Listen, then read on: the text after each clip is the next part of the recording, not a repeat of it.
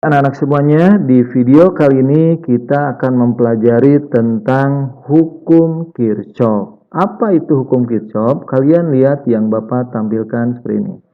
Nah, hukum Kirchhoff itu kenapa sih namanya Kirchhoff ya? Nah, ini sesuai dengan penemunya, teman-teman ya. Ini sedikit profil tentang penemu dari hukum Kirchhoff. Tuh, ya zaman dulu dengan keterbatasan alat dan sebagainya, kondisi yang sangat terbatas, Kirchhoff sudah bisa menghasilkan sebuah pemahaman konsep dasar teori rangkaian listrik. Apalagi zaman sekarang ya, sekarang sudah era globalisasi, sistem IT-nya sudah begitu canggih gitu loh. Masa sih kita tidak seperti mereka gitu loh. Ada apa dengan kita? Nah, tentunya ini sebagai penyemangat buat kalian. Dulu aja banyak orang-orang yang sangat pintar ya. Dan sekarang pun sepertinya alhamdulillah ya. Mungkin kita yang tidak tahu, banyak orang-orang dari negara kita Indonesia yang sudah meraih Nobel ya, terutama di bidang pengetahuan. Nah, ini tentang penemu Kirchhoff, wajahnya seperti ini ya. Nah, ini dia lahir di Jerman. Meninggalnya di Jerman ya, ini. Lahirnya di Königsberg, Prusia. Oke, nah ini sekitar tahun berapa nih? Tahun 1824 ya. Tidak hanya di rangkaian listrik saja yang dia berkontribusi ya, tidak hanya di rangkaian listrik saja, tapi di bidang spektroskopi dan emisi radiasi benda hitam yang dihasilkan oleh benda-benda yang dipanaskan. Dia juga menciptakan istilah radiasi benda hitam tahun 1862. Untuk radiasi benda hitam itu nanti materinya kita bahas juga di semester 2, teman-teman ya. Nah, ini Kirchhoff dia di teori dasar listrik. Nah, teori rangkaian listrik seperti apa? Coba kalian lihat slide berikut. Oke, yang pertama hukum 1 Kirchhoff. Sebetulnya hukum Kirchhoff itu ada 2, teman-teman ya. Di SMP hukum 1 Kirchhoff sudah. Kalian mengenal nggak? Jumlah arus yang masuk sama dengan jumlah arus yang keluar. Pernah ya? Nah, ini di SMP. Oke. Coba lihat, Bapak punya rangkaian arus listrik seperti ini. Ya kan? Kalian lihat di gambar? Ada I1, betul ya? Oke. Kemudian ada I2, kemudian ada I3, ada I4 dan ada I5. Nah, ini ada 5 jalur kuat arus. I itu kan kuat arus ya. I itu adalah kuat arus. Nah, kalian lihat panah-panahnya. Panah-panah ini menunjukkan arah mengalirnya kuat arus. Tuh ya.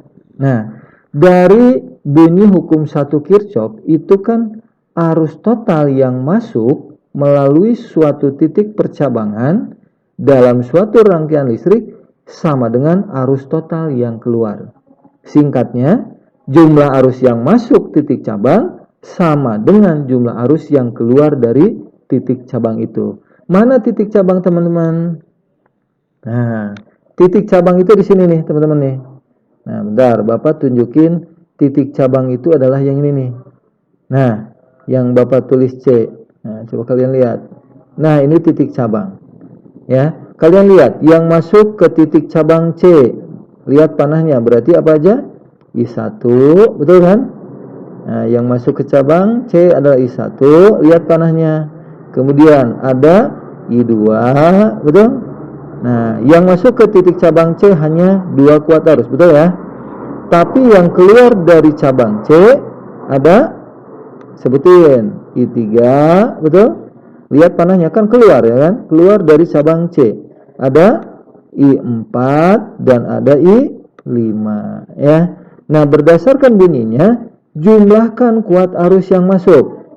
Nah, ini jumlah arus yang masuk itu harus sama dengan jumlah arus yang keluar dari cabang. Yang masuk tadi I berapa? I1 dan I2. Betul nggak? Yang keluar adalah I3, I4 dan I5. Ya jumlahin. Nah, coba lihat. Tuh. Yang masuk I1 ditambah I2. Sama dengan yang keluar adalah I3 ditambah I4 dan I5.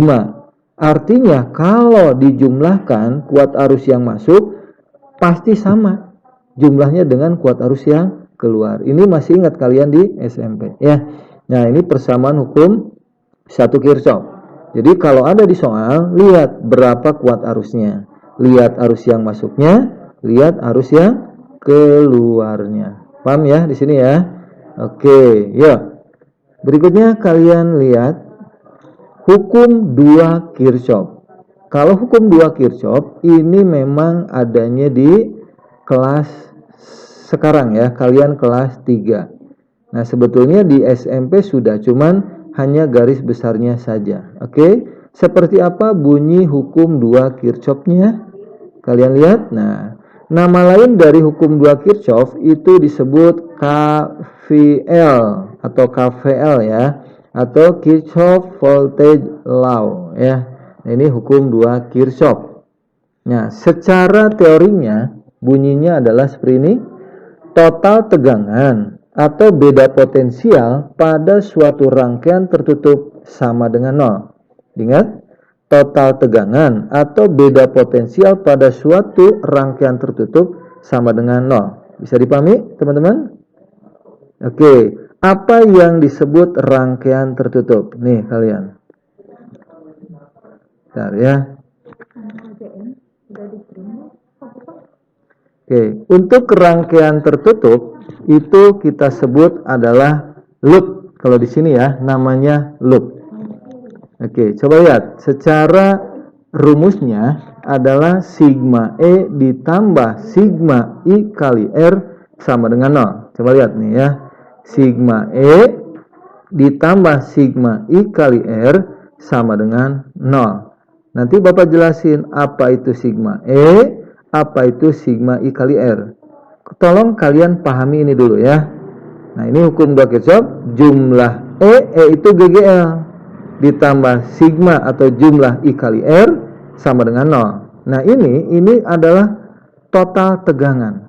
Kalau E disebut GGL, GGL itu adalah nilai tegangan pada sumber arus atau pada baterai.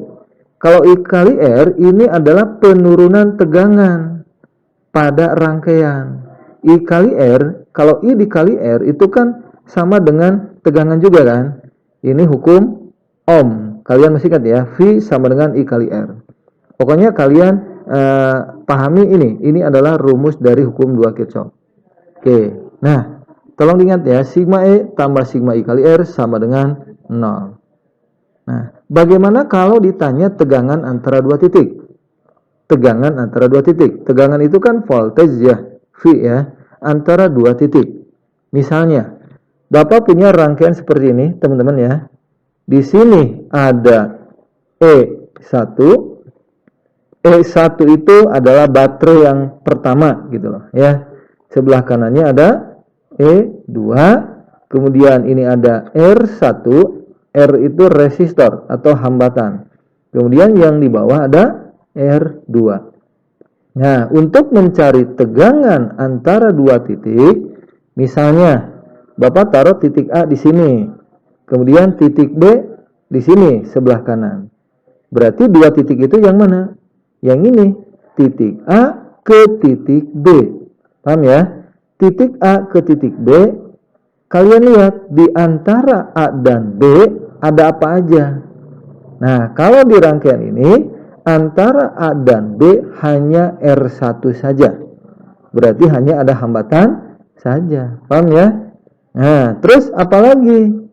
Nah, A ke B kan nggak ada baterai, betul nggak?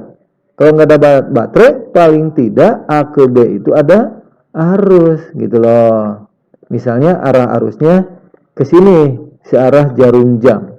Bapak panahnya ke kanan, artinya arus ke arah kanan, kemudian ke bawah nih ke sini, kemudian melingkari, betul? Dan seterusnya. Arah kuat arus pada loop ini, pada rangkaian tertutup ini adalah searah jarum jam. Nah, nanti ada aturan, boleh searah jarum jam, boleh berlawanan. Di sini hanya Bapak menjelaskan kalau mencari tegangan dua titik. Nah, di sini kalau titik A dan B berarti hanya ada I dan R1. Paham ya? Maka tegangan A ke B, nah kalian tulis sigma E ditambah sigma I kali R AB. Karena A ke B tidak ada GGL, maka ini tidak ditulis. Paham? Jadi langsung Pi AB sama dengan I kali R1. Paham ya? Nah, jadi kalau ditanya Pi AB di rangkaian yang ini adalah tinggal I, nah, I dikali R1. Nah, gini ya, langsung aja I-nya berapa, R1 hambatannya berapa. Nah, ini mirip dengan hukum Ohm juga, gitu kan. Tapi, kalau antara A dan B ada GGL, berarti pakai yang ini. Sigma E ditambah sigma I kali R sama dengan 0. Paham ya? Oke. Sampai sini, teman-teman, ada yang mau ditanyakan dulu nggak? Silakan. Kalau tidak ada, Bapak lanjut ya. Oke. Ya. Nah, tolong diingat ini tegangan antara dua titik ya. Nah, Bapak akan menjelaskan bagaimana aplikasi pengerjaan dari hukum 2 Kirchhoff ini. Bagaimana kalian harus mampu menyelesaikan atau menjawab soal-soal menggunakan hukum Kirchhoff ini. Yang lebih sederhana dulu, Bapak jelasin yang satu loop, teman-teman nih ya. Loop, sekali lagi, loop itu kita sebut sebagai rangkaian tertutup. Tolong dipahami, loop itu sebutan rangkaian tertutup. Paham ya? Artinya kalau rangkaiannya tertutup ya arus pasti mengalir. Paham ya? Oke. Untuk satu loop, misalnya Bapak pakai rangkaian yang tadi lagi. Paham ya? Kalau Bapak tanya sekali lagi nih, di rangkaian loop ini ada berapa hambatan? 2 kan? 1 R1, satu lagi R2. Ini hambatan. Lantas di sini kan ada 2 baterai, E1 dan E2. Baterai 1 atau baterai 2. Kalau misalkan teman-teman, baterai itu sendiri kan biasanya memiliki hambatan. Namanya adalah hambatan dalam. Jadi kalau di soal, di baterainya itu diketahui atau dikasih tahu ada hambatan dalamnya. Nah, kalau ada hambatan dalam, maka kalian perhitungkan juga untuk hambatan dalam. Ya, jadi ngaruh dalam perhitungan. Kalau tidak aman, berarti nggak ada hambatan dalam. Kalau ada hambatan dalam itu simbolnya R kecil. Berarti di baterai 1 kita tulis R1. Di baterai 2 kita tulis R2. Oke? R kecil itu simbol dari hambatan dalam. Definisinya hampir sama, statusnya sama. Hambatan dalam juga adalah hambatan, satuannya ohm. Jadi ngaruh dalam perhitungan. Kalau tidak berarti jangan dibawa ya. Oke, bagaimana langkah-langkah untuk pengerjaannya, teman-teman? Langkah pengerjaannya untuk satu loop. Langkah pertama, kalian lihat langkah-langkah perhitungan dalam hukum 2 Kirchhoff. Yang pertama, kalian harus tentukan arah arus setiap cabang. Ingat, tentukan arah arus setiap cabang. Itu langkah pertama. Ya kan? Arah arus. Arus itu kan simbolnya iya. Nah, kalian lihat rangkaian di atas yang ini. Karena satu loop, teman-teman, ini kan hanya satu loop. Cuman satu jalur. Nih, ya kan? Nah, ini betul ya? Nah, karena satu loop, berarti di sini hanya ada satu arus. Hanya ada satu arus yang mengalir pada rangkaian ini. Ngerti nggak? Kalau 2 loop, nanti Bapak kasih tahu lagi. Paham ya? Cuman di sini langkah pertama tentukan arah arus setiap cabang. Ya kan? Nah, ini cuman belum ada cabang karena satu loop saja ya. Ingat, yang pertama arah arus dulu. Misalnya, nih yang merah, arah arusnya Bapak tetapkannya ke arah kanan dulu nih, ya kan? Simbol arus apa? I kan? Nah, arus I ini mengalir ke kanan, melewati R1, kemudian terus ke kanan, belok ke bawah, melewati baterai kedua E2, kemudian belok ke kiri lagi, dia melewati hambatan R2, kemudian ke kiri, lanjut lagi ke atas, melewati E1. Oke. Nah, arah arusnya boleh seperti yang ini nih, boleh searah jarum jam. Ini kan melingkarnya, mengalirnya searah jarum jam. Boleh searah jarum jam, boleh berlawanan jarum jam, bebas. Oke? Ya, ingat dulu deh. Yang pertama tentukan arah arus ya. Mau searah jarum jam, ya kan, mau berlawanan. Yang kedua, ya kan. Nah, ini arus tadi mengalir ya, ke bawah kemudian ke kiri. Ya, ini sama. Karena satu loop berarti arus di setiap rangkaian ini sama ya. Oke. Langkah kedua, setelah kalian menentukan arah arus, kalian tentukan arah loop. Teman-teman ya. Arah loop ini Bapak sebut sebagai arah perhitungan. Ya. Sebagai arah perhitungan kita. Sama arah loop juga bebas kalian. Mau searah jarum jam, mau berlawanan jarum jam, bebas ya. Oke, misalnya gini. Nah, arah loop Bapak misalkan searah jarum jam. Kalian lihat panahnya maksudnya ya. Searah jarum jam ini yang warna hijau. Tuh, sesuai arah panah, arah loopnya adalah bergeraknya searah jarum jam, bukan bergerak. Arah mengelilinginya searah jarum jam. Artinya arah loop yang Bapak misalkan itu kan searah dengan arusnya, betul ya? Nah, apa artinya kalau arah arus searah dengan arah loop, maka nilai arusnya positif. Ingat, sekali lagi, kalau arah loop searah dengan kuat arus I, maka I-nya positif. Nah, itu biar mudah ya. Kalau sebaliknya, kalau arah loop berlawanan dengan arah arus arah jarum jam misalnya, arah loop berlawanan, maka nilai I-nya adalah negatif. Paham ya? Oke. Nah, setelah kalian menentukan arus, kemudian arah arus, kemudian yang kedua menentukan arah loop, yang ketiganya kalian menggunakan persamaan hukum 2 Kirchhoff yang tadi. Sigma E ditambah sigma I kali R sama dengan 0. Paham ya? Oke, yuk kita coba. Nah, lihat.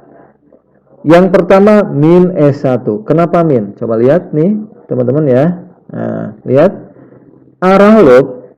Nah, biar nyambung kita nyusun ya. Baterai 1 S1 dulu, kemudian E2. Ngerti nggak? Untuk hambatan pun R1 dulu, kemudian R2 ya. Boleh boleh berurutan, boleh tidak, boleh ya. Cuman biar kelihatan indah saja. Jadi nyambung. E1, E2, R1, R2 kan gitu ya. Oke. Ya. Yang pertama, kalian lihat arah loop itu nih yang warna hijau. Nah, lihat berputarnya. Pertama menemukan GGL S1-nya kan yang kutub negatif dulu, betul ya? Nih, ini arah perputaran loop. Ikutin kursor Bapak nih. Nah, arah loop menemukan GGL1 yang negatif dulu, baru masuk ke positif. Tuh. Sehingga E1 kita tulis min E1, ya kan? Nah, kemudian setelah E1 terus mengelilingi arah loop menemukan GGL baterai yang E2. Kalau yang ini mah E2-nya dia menemukan positif dulu.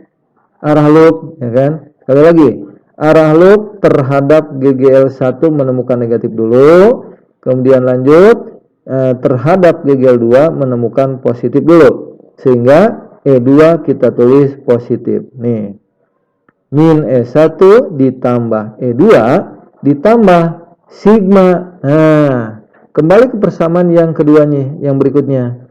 Sigma nya sudah, cuman ada 2 GGL kan, min E1 dan plus E2. Nah, lanjut ke sini. Plus sigma I kali R. Di sini kan I dikali R. Pada loop 1 ini, tadi kan Bapak bilang di sini kan hanya ada satu kuat arus, betul ya? Nah, jadi satu kuat arusnya adalah I. Nah, tidak ada I1, I2 karena tidak ada cabang, I saja. Karena di setiap titik ini I-nya hanya satu, I saja. Karena satu rangkaian. Nah, I1 kan I kali R. Yang pertama I1 melewati R1. Kita tulis I dikali R1. Ditambah, nah, Setelah R1 lanjut I-nya mengalir, nah melewati R2, berarti I kali R2. Nah, teman-teman, nah ini mohon maaf nih ada kesalahan nulis. Kalau sudah kalian tulis I dan R-nya, sigma ininya hilang ya. Oke, tuh, jadi I kali R1 ditambah I melewati R2. Tuh I melewati R2 yang ini. Betul ya? Yang pertama I melewati R1, lanjut muternya kan arah arus ke kanan, ya kan? Searah jarum jam menemukan R2. Kalau sudah berarti sama dengan 0, mengikuti persamaan yang ini. Paham ya? Oke, jadi persamaan satu loopnya adalah min E1 ditambah E2 ditambah I kali R1 ditambah I kali R2. Oke? Nah, kalau misalnya ini tidak ada hambatan dalam baterai, ngerti nggak? Kalau ada hambatan dalam, ya tinggal ditambah, teman-teman. Ngerti nggak? Tinggal ditambahnya apa? Lanjutin di sini nih. Kan plus I kali R1. Nah, gini Bapak tulis nih ya. Kalau ada hambatan dalam. Berarti di sini min E1, betul kan? Nah, ditambah plus ya kan E2. Nah, ini sigma GGL-nya. Oke, ditambah. Nah, boleh juga R1 dan R2 kan ini seri, betul ya? Nah, berarti boleh gini. I ya kan? Kalau seri boleh bentuknya diginiin, keluarin ya kan? RI kali R1 ditambah R2. Betul ya? Nah, R2. Oke. Nah, boleh juga ditambah kalau ada hambatan dalam. Pada baterai 1 ada hambatan dalam R1. Pada baterai 2 ada hambatan dalam R2, ya kan? Nah, berarti ini langsung ditotalin kan I kali R total. Nah, ini sama dengan 0. Nah, ini teman-teman kalau misalnya ada hambatan dalam pada baterai. Kalau nggak ada berarti ya sudah. Berarti R1 kecil dan R2 yang kecil nggak usah dibawa ya. Oke, teman-teman, ini yang arah yang satu loop. Ya. Nah, ini yang satu loop.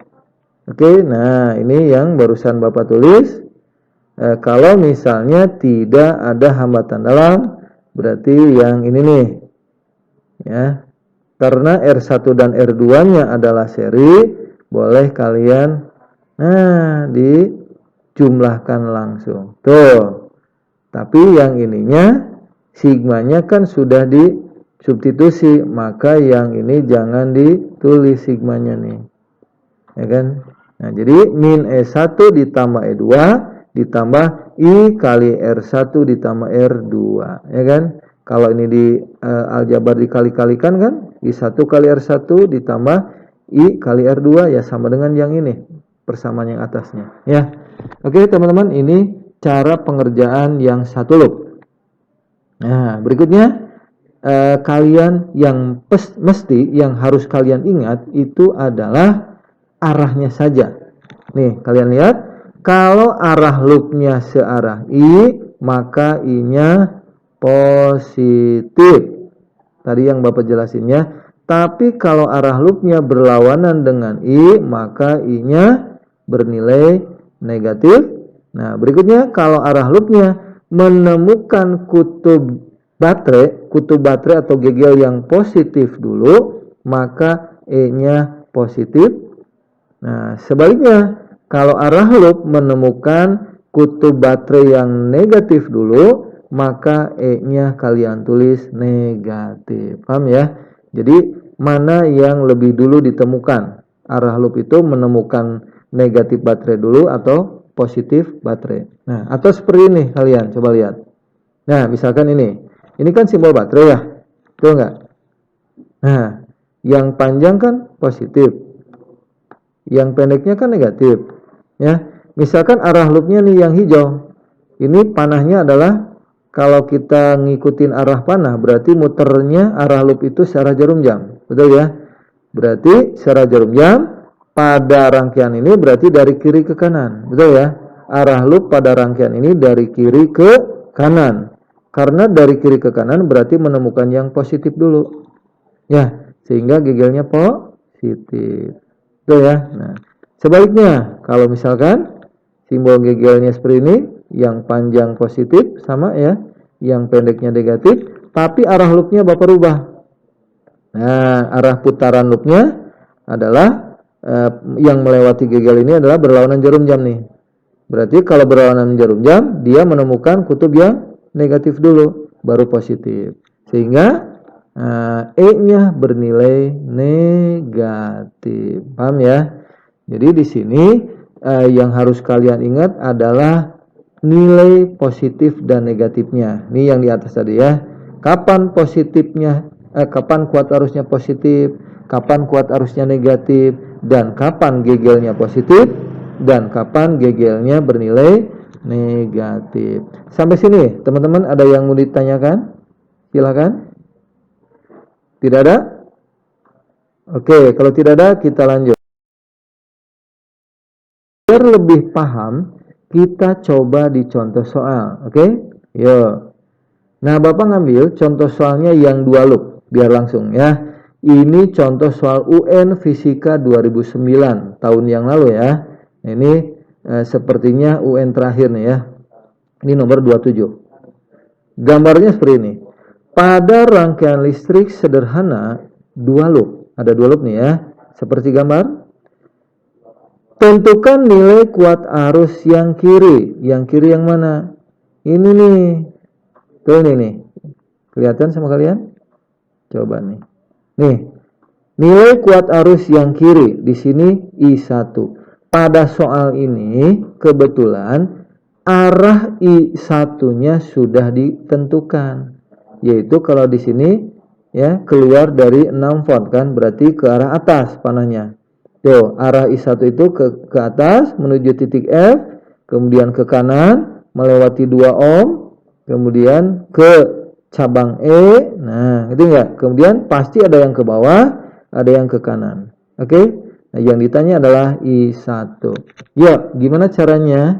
Nah, seperti yang tadi, kan langkah pertama tadi apa, teman-teman ya? Bagaimana cara mengerjakan hukum 2 Kirchhoff? Langkah pertama apa? Tentukan arah kuat arus dulu pada setiap cabang. Karena ini ada 2 loop, pasti ada cabang. Nah, lihat.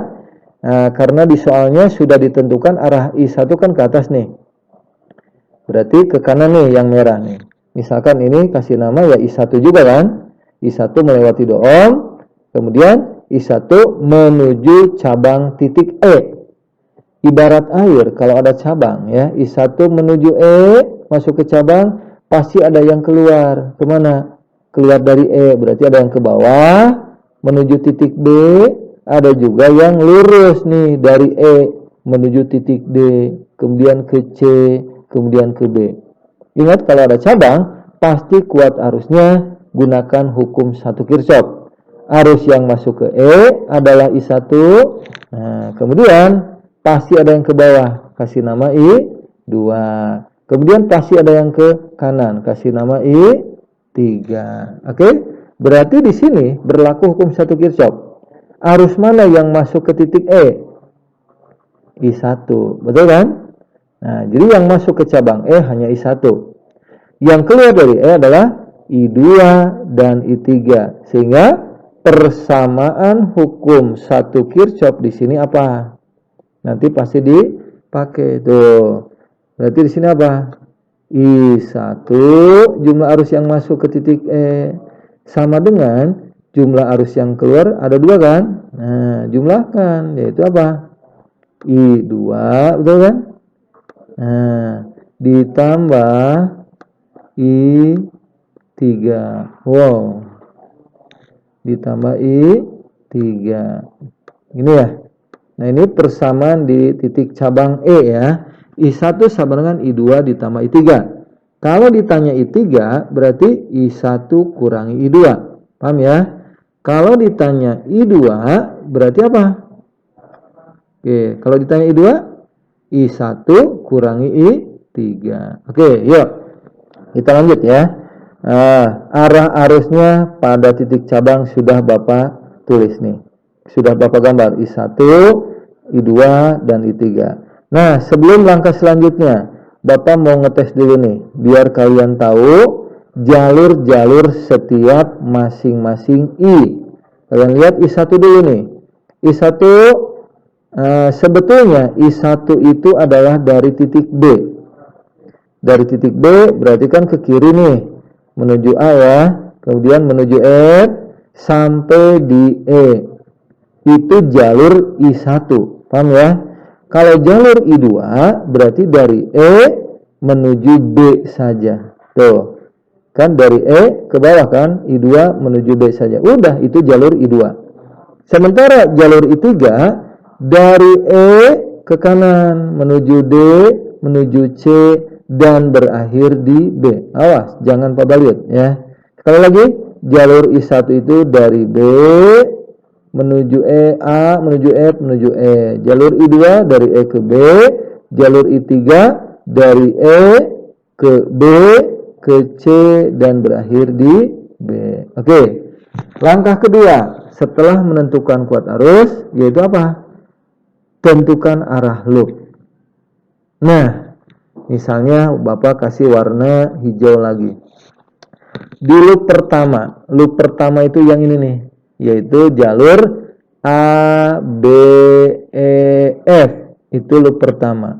Loop kedua B, C, D, E. Ya, kalian lihat loop 1 dulu. Loop 1 Bapak terapkan atau Bapak gambar arah loopnya searah jarum jam. Betul ya? Nah, supaya apa? Supaya I1-nya positif, I2-nya positif karena searah loop juga. Paham ya? Boleh berlawanan, boleh. Ya, arah loop mau berlawanan jarum jam, muternya boleh. Berarti lihat nilai arusnya.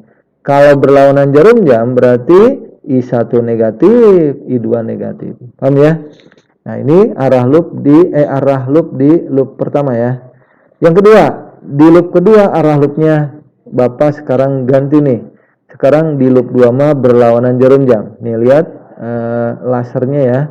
Ini panahnya muternya adalah berlawanan jarum jam. Oke, sip. Nah, kita tinjau loop 1 dulu teman-teman. Nah, langkah ketiga, setelah arus dan arah loop, kalian tentukan atau tulis rumus hukum 2 Kirchhoff ya. Sigma E ditambah sigma I kali R sama dengan 0. Lihat di loop 1, teman-teman. A, B, E, F. A, B, E, F. Lihat, di loop 1. A, B, E, F. Di loop 1. Ada berapa E? Ada berapa E, teman-teman? E itu GGL baterai. Di loop 1 ada berapa baterai? Ada yang bisa jawab? 1. Yang 6 volt aja kan? Yes, pinter. Yang 6 volt aja. Sekarang, di loop 1, masih loop 1, ada berapa kuat arus, teman-teman? Loop 1 teh? 2. Sebutin I berapa aja? I1 dan I2. Pinter ya. I3 mah dia ada di loop 2. Nah, hiraukan dulu aja. Di loop 1 ada I1 dan I2. Yuk, kembali ke persamaan loop ini nih. Persamaan 2 Kirchhoff. Sigma E tambah sigma I kali R. Mulai dari E1 dulu. E1. Nah, karena ini ada 1 baterai, ya sudah. Lihat arah loop untuk baterai 6 volt ini. Arah loop kita kan searah jarum jam. Berarti arah loop menemukan baterai negatif dulu. Ini, betul ya? Nah, lalu setelah menemukan negatif baru ke positif, gitu kan? Nah, sehingga 6 voltnya negatif. Betul ya? Nah, kita tulis ini. Langsung aja min 6. Plus, nah, kenapa plus? Nah, sigma I kali R. Sigma I kali R itu kan, lihat I yang mana melewati R yang mana. Pertama biar nyusun I1 dulu nih. Lihat I1 kan arahnya kalau dilanjutkan muternya searah jarum jam. Arah I1 adalah searah dengan loop. Sehingga I1-nya positif. Nah, Bapak tulis positif. I1 melewati 2 ohm. Betul? Iya. Coba mundur lagi. I1. Kita mundur awalnya dari B kan. Dari B ke A nggak ada hambatan. A ke F nggak ada hambatan. Bahkan di hambatan di dalam baterai pun nggak ada. Yang ada adalah dari F ke E. Ada hambatan 2 ohm. Sehingga I1 menemukan 2 ohm. Kita tulis I1 kali 2. Plus. Nah, I1 cuman melewati 2 ohm. Sekarang I2. I2 itu jalurnya dari E ke B. Arah I2 kan ke bawah. Pada jaringan ini, arah loop pun muternya kan ke bawah. Sehingga I2 searah dengan loop. Akibatnya I2 positif. Tuh, Bapak tulis. Plus I2. I2 kali R. I2 melewati hambatan yang 2 ohm. Yang ini. Karena E ke B cuman ada hambatan 2 ohm. Paham ya? Nah, di loop 1 tidak ada lagi. Hanya I1 dan I2. Langsung sama dengan 0. Nah, sekarang dilihat. Lihat di ruas kiri nih. Kan ini sama dengan. Sebelah kiri sama dengan namanya ruas kiri. Betul? Sebelah kanan sama dengan. Kan ini 0. Namanya ruas kanan. Di ruas kiri kan ada min 6. Min 6 Bapak pindahkan ke ruas kanan. Jadi apa? Nilainya positif. Betul? Nah, tuh Bapak jadi tulis gini. I1 kali 2 kan 2I1. I2 kali 2 kan 2I2. Sama dengan 6. 6 itu kan dari ini nih. Min 6 di ruas kiri. Bapak pindahkan ke kanan. Paham ya? Oke. Selanjutnya dari persamaan ini. Lihat masing-masing koefisiennya. Ini 2I1, betul? Ini 2I2, dan ini 6. Kalian lihat koefisiennya. 2, 2, sama 6. Bisa diperkecil nggak?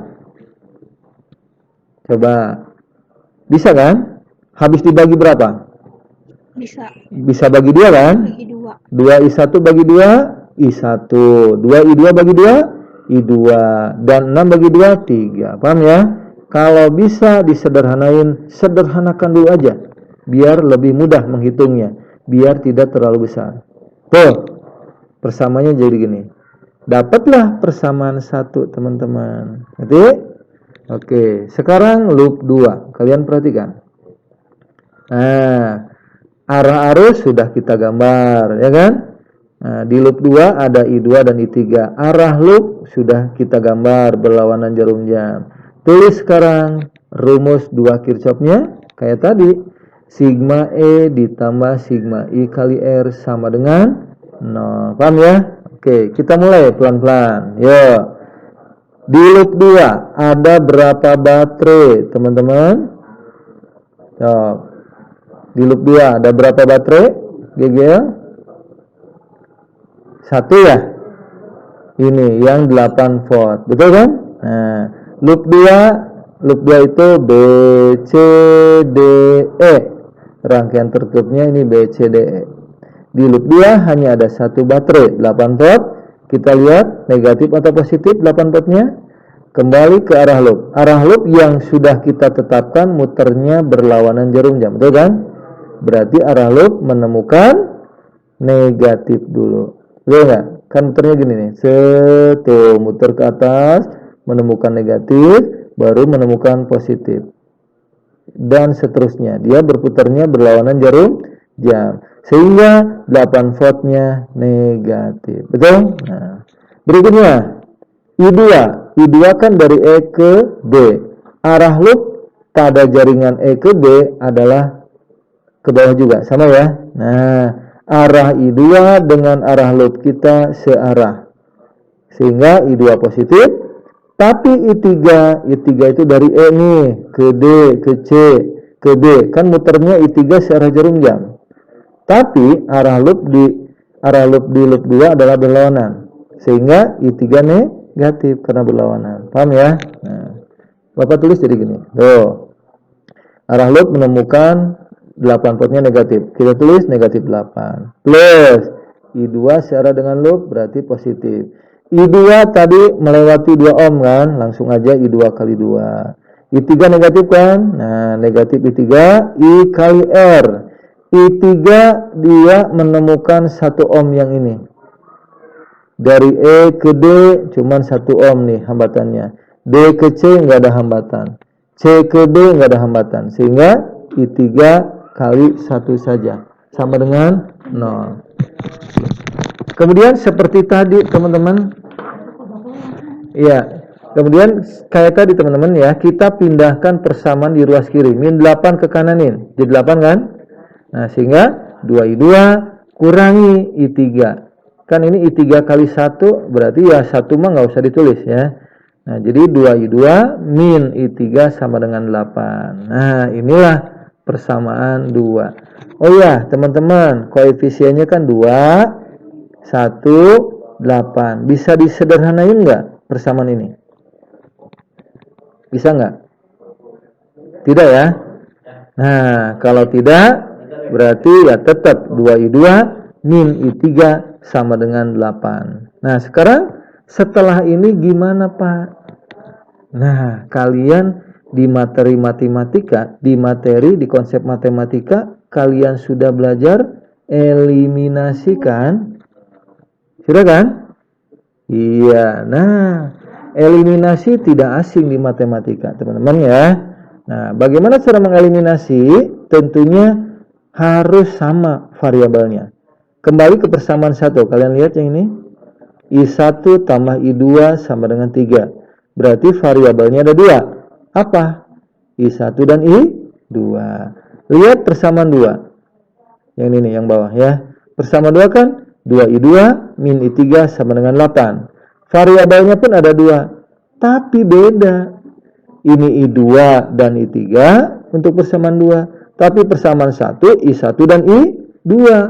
Berarti nggak bisa dieliminasi. Paham? Nah, bagaimana kalau beda, Pak? Nah, kalau beda ya harus disamakan. Nah, Bapak mau ngikut persamaan 1 aja, biar lebih mudah. Yang I3 kita substitusi, teman-teman nih.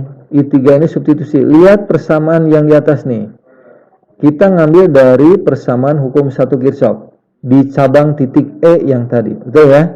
I1 sama dengan I2 tambah I3, sehingga I3 sama dengan I1 kurangi I2. Paham ya? Jadi yang I3-nya kita substitusi. Paham ya? Oke, yuk, supaya variabelnya sama dengan persamaan 1. Kalian lihat, ini gambar yang tadi. Ini I1 kan? Kemudian yang ke bawah I2, yang ke kanan I3. Ya. Nah, yang tadi nih, kan 2I2 min I3. Ini persamaan 2 kan? Sama dengan 8. Betul kan? Nah, I3-nya Bapak substitusi dengan menggunakan yang tadi nih. Tuh. Yang disubstitusi I3. I3 itu kan dari hukum 1 Kirchhoff adalah I1 kurang I2. Tinggal ganti. Itu ya. Nah, setelah ini kalian kali-kalikan. Ngerti nggak? Nih, 2I2 tetap. Kemudian ini negatif kan? Negatif kali I1, negatif I1. Negatif kali negatif I2 berarti positif I2. Paham ya? Nah, sehingga persamaannya gini kan? 2I2 min I1 plus I2 sama dengan 8. Nah, lihat variabel yang sama. Ini kan 2I2. Ini I2, 1I2 kan? Cuman satunya nggak ditulis kan? 2I2 ditambah I2. Kan bisa dijumlahin. Berapa? 3I2. Ngerti nggak? Nah, persamaannya Bapak rubah sekarang. Nah, 2I2 kan ditambah I2 kan jadi 3I2. Tuh, jadi gini. Nah, biar nyusun, nah, biar berurut dari I1 dulu. Biar indah kelihatannya ya. Berarti min I1 ditambah 3I2 sama dengan 8. Nah, sekarang mah teman-teman, ini variabelnya sudah sama dengan persamaan 1 yang tadi. Di persamaan 1 I1 I2.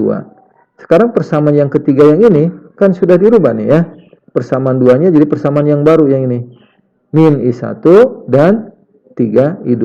Yang penting variabelnya sama. I1 I2, I1 I2. Paham ya? Kita tulis ini persamaan yang ketiga. Paham ya? Setelah ini kalian eliminasi persamaan 1 dan persamaan 3. Ya, kita tulis. Nah, tidak aneh ya, eliminasi gampang. Ini persamaan 1 yang tadi kan. I1 tambah I2 sama dengan 3. Persamaan yang kedua yang baru yang ini. kita sebut persamaan 3. Min I1 ditambah 3I2. Nah, yang lebih mudah dieliminasi yang mana? I1. Ini kan variabelnya sudah sama, paham? Nah, lebih mudah ini eliminasi yang I1. I1 yang bawah negatif, berarti ditambah dikurang, teman-teman. Tambah kurang? Tambah. Mantap. Biar hilang kan, eliminasi itu dihilangkan. Jadi harus ditambah. Karena I1 yang bawah negatif. I1 ditambah negatif I1 ya habis kan. Jadi 0. Paham ya? Nah, ini jadi 0. Lanjut ke sini. I2 ditambah 3I2. Jadi berapa, teman-teman? 4I2. Kemudian 3 tambah 8 11. Paham ya? Nah, ini kan 4 kali. Sehingga kalau ditanya I2 tinggal bagi kan? I2 sama dengan 11 bagi 4. 11 bagi 4 itu 2,75. Paham? Nah, yang ditanyakan di soal tadi apa? I2 bukan? Bukan kan? Yang ditanya I1. Ambil salah satu persamaan. Misalnya kita ambil persamaan yang ini, yang pertama. Substitusi, ya kan? Nah, I2-nya kan ada. Ya, I2-nya kan ini nih. Ya kan? 2,75. Sok, substitusi. Nah, I1 ditambah I2-nya diganti sama 2,75 sama dengan 3. I1 keluarin. I1 sama dengan 3 kurangi 2,75. Paham ya, teman-teman? Paham ya? Oke. Nah, ini teman-teman caranya. 3 kurangi 2,75 adalah 0,25. Sehingga yang ditanya I1 sudah dapat jawabannya 0,25A. Tepatnya jawabannya adalah A. Paham teman-teman sampai sini? Iya, ini satu contoh soal. Ya, teman-teman, kalau misalnya nanti ada yang tidak paham, ya silakan kita diskusi sekarang ya.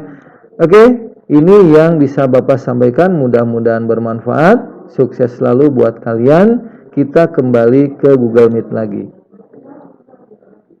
Nah, tolong diingat. Nah, nilai I1 ini kan positif ya. Oke, sebelum ke Google Meet. Nah, sekali lagi, kalau hasil perhitungan I1-nya positif, kan ini 0,25 positif. Artinya, arah I1 itu sesuai dengan pemisalan kita. Paham? Tapi kalau hasil perhitungan kita negatif, berarti arah yang sebenarnya adalah berlawanan dengan pemisalan kita. Itu yang harus kalian ingat ya. Oke, teman-teman, ini yang bisa Bapak sampaikan. Untuk tanya jawabnya kita kembali ke Google Meet. Yuk.